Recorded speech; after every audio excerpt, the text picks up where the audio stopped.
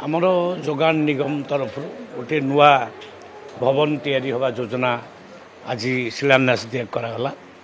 ଆଉ ତାର ଅବଧି ହେଉଛି 2024 ମସିହା ମାର୍ଚ୍ଚ ସୁଦ୍ଧା କମ୍ପ୍ଲିଟ୍ ହେବ।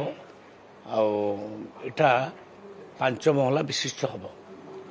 ଆଉ କାହିଁକି ନା ଏଇଟା ରିକ୍ୱାରମେଣ୍ଟ ପଡ଼ୁଛି, ପ୍ରକୃତରେ ଡିପାର୍ଟମେଣ୍ଟର ବହୁତ କାମ ଅଛି, ଏଇଟା ଦରକାର ପଡ଼ୁଛି, ତେଣୁ ଆଜି ତାକୁ ଶିଳାନ୍ୟାସ କରାଗଲା। ଦ୍ୱିତୀୟ କଥା ହେଲା, ଆମେ ରବି ଋତୁ ପାଇଁ ଯେଉଁ ମାନେ ରବି ଧାନ କିଣିବା ପାଇଁ ଡିପାର୍ଟମେଣ୍ଟ ଅବିକା ପ୍ରସ୍ତୁତ ହେଉଛି।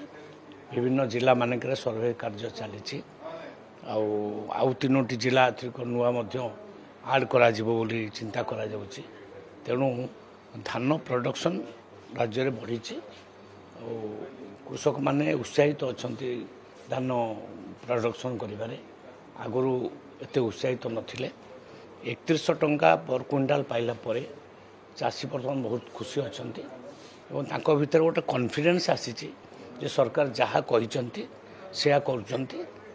ସେ ବିଶ୍ୱାସ କାରଣରୁ ସେମାନେ ଏ ବର୍ଷ ବହୁତ ଧାନ ପ୍ରଡକ୍ସନ୍ କରିବେ ଏବଂ ରବିରେ ସେମାନେ ମଧ୍ୟ ଯେଉଁ ପ୍ରଡକ୍ସନ୍ କରିଥିବା ଧାନକୁ ସରକାର କିଣିବେ।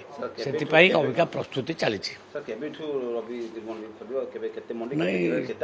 ବର୍ତ୍ତମାନ କେବଳ ରେଜିଷ୍ଟ୍ରେସନ ହେବ। ରେଜିଷ୍ଟ୍ରେସନ ସରିଲା ପରେ ପୁଣି ସର୍ଭେ ହେବ। ସର୍ଭେ ସରିଲା ପରେ ପୁଣି ଟୋକନ ଡିଷ୍ଟ୍ରିବ୍ୟୁସନ ହେବ। ସେ କାର୍ଯ୍ୟ ବର୍ତ୍ତମାନ ଚାଲିଛି। ନାଇଁ, ବର୍ତ୍ତମାନଠୁ ଟାଇମ୍ ଡିସିସନ୍ ନିଆଯାଇନି। ବର୍ତ୍ତମାନ ପ୍ରିଲିମିନାରୀ ସର୍ଭେ କାର୍ଯ୍ୟ ଚାଲିବ। ରେଜିଷ୍ଟ୍ରେସନ ସର୍ଭେ ଏଗୁଡ଼ା ସବୁ ଚାଲିବ।